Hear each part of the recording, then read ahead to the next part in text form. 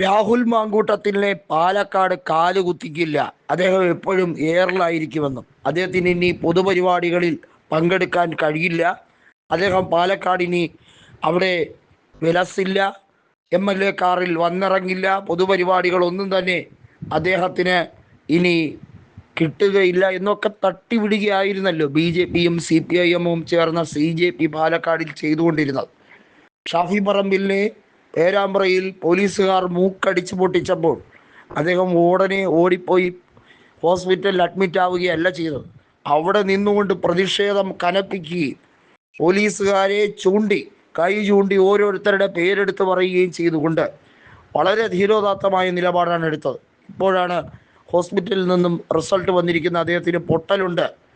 അദ്ദേഹത്തിന് കൃത്യമായി ശ്വാസമെടുക്കാൻ പോലും കഴിയാത്ത രീതിയിലേക്ക് പോലീസ് നടത്തിയത് അതിക്രൂരമായ മർദ്ദനമാണെന്ന് വളരെ വ്യക്തമായി തെളിഞ്ഞു കഴിഞ്ഞിരിക്കുന്നു. മുഖ്യമന്ത്രിയുടെ ആഭ്യന്തര വകുപ്പിൽ നടന്നുകൊണ്ടിരിക്കുന്നത് RSSന്റെ സംഘപരിവാറിൻ്റെ നേതാക്കളാണ് പോലീസ് ടീമിലുള്ളത് എന്നുള്ളത് നമുക്കെല്ലാവർക്കും അറിയുന്ന കാര്യമാണ്. രാഹുൽ മാങ്കൂട്ടം പാലക്കാട് പൊതുപരിപാടികൾ പലതും ഉദ്ഘാടനം ചെയ്യുന്നു.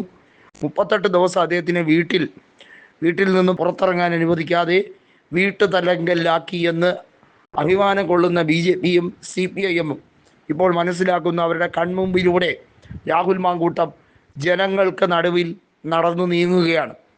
ഇതിനോടകം തന്നെ പാലക്കാട് KSRTCയുടെ ഒരു ബസ് ഫ്ലാഗ് ഓഫ് ചെയ്യുന്ന ഉൾപ്പെടെ നിരവധി പരിപാടികളിൽ പങ്കെടുത്തുകൊണ്ടിരിക്കുന്നു. കഴിഞ്ഞ 2 ദിവസമായി ആക്റ്റീവാണ് അദ്ദേഹം. മാത്രമല്ല, അദ്ദേഹം പാലക്കാട് നഗരസഭയുടെ 36-ാം വാർഡിൽ ഒരു പൊതുപരിപാടിയെ അഭിസംബോധന ചെയ്തുകൊണ്ട് തന്നെ വീട്ടിലിരുത്താമെന്ന് കരുതിയവരെ കുറിച്ചുള്ള വിശദമായിട്ടുള്ള വിവരങ്ങൾ പറയുകയായിരുന്നു. എന്തൊക്കെയായിരുന്നു റിപ്പോർട്ടർ ചാനൽ തട്ടിവിട്ടത്? ഇനി രാഹുൽ മാങ്കൂട്ടം പാലക്കാട് നിന്ന് മത്സരിക്കാൻ പോകുന്നില്ല. മാങ്കൂട്ടത്തിന് ഇനി ജനസമ്മതി കിട്ടില്ല. ജനം കല്ലെറിയും.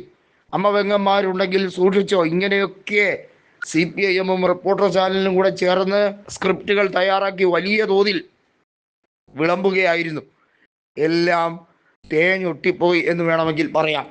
മാങ്കൂട്ടത്തിനെ തളയ്ക്കാൻ ഇത് പോരാ, മരുന്ന് ഇത് പോരാ എന്ന് വളരെ വ്യക്തമാക്കുന്ന സാഹചര്യങ്ങളാണ് ഇപ്പോൾ ഉടലെടുത്തിരിക്കുന്നത്. പാലക്കാട് ഇനിയും നിയമസഭാ തെരഞ്ഞെടുപ്പിൽ മാങ്കൂട്ടം തന്നെ നിൽക്കും. കഴിഞ്ഞ തവണ കിട്ടിയ 18,840 എന്നുള്ളത് ഒരുപക്ഷെ 25,000-ഓ 30,000-ഓ ആയാൽ പോലും, ഭൂരിപക്ഷം അത്രയ്ക്ക് വർദ്ധിച്ചാൽ പോലും അത്ഭുതപ്പെടേണ്ട കാര്യമില്ല. CPIM മുന്നോട്ടിറക്കിയ റിനി എന്ന് പറയുന്ന പച്ച നുണകൾ മാത്രം തട്ടിവിടുന്ന ആ സിനിമാ നടിയെ എല്ലാവരും അവരുടെ കള്ളക്കളി എക്സ്പോസ് ചെയ്തിരിക്കുകയാണ്. നേരത്തെ JJ ഷൈനെതിരെയുള്ള ആരോപണം അതിശക്തമായി വന്നപ്പോൾ റിനിയും ശൈലജയും KK ഷൈനും ഒക്കെ ഒരു വേദിയിൽ ഇരുന്നു കൊണ്ട് പുഞ്ചിരിക്കുന്ന വീഡിയോ എല്ലാവരും കണ്ടതാണ്. റിനി എന്ന് പറയുന്ന വ്യക്തി ഇതാദ്യമായി ഒന്നുമല്ല. കൃത്യമായും അവർ ടാർഗറ്റ് ചെയ്ത് പലരെയും ഉപദ്രവിക്കാൻ ശ്രമിക്കുന്നു എന്ന ആരോപണങ്ങൾ അതിശക്തമാണ്. എന്നിരുന്നാലും രാഹുൽ മാങ്കൂട്ടം ആ കെണിയിൽ വീണിട്ടില്ല. റിപ്പോർട്ടർ ചാനലൊക്കെ നിരന്തരം അദ്ദേഹത്തിനെ തേജോവധം ചെയ്യാനും ഗർഭക്കേസിൽ കൊടുക്കാനും ശ്രമിച്ചെങ്കിലും അതൊന്നും സക്സസ് ആയില്ല. ഒരു FIR പോലും എടുത്തിട്ടില്ല. അദ്ദേഹത്തിനെ അറസ്റ്റ് ചെയ്തിട്ടില്ല. എല്ലാ പ്ലാനും ചീറ്റിപ്പോയി.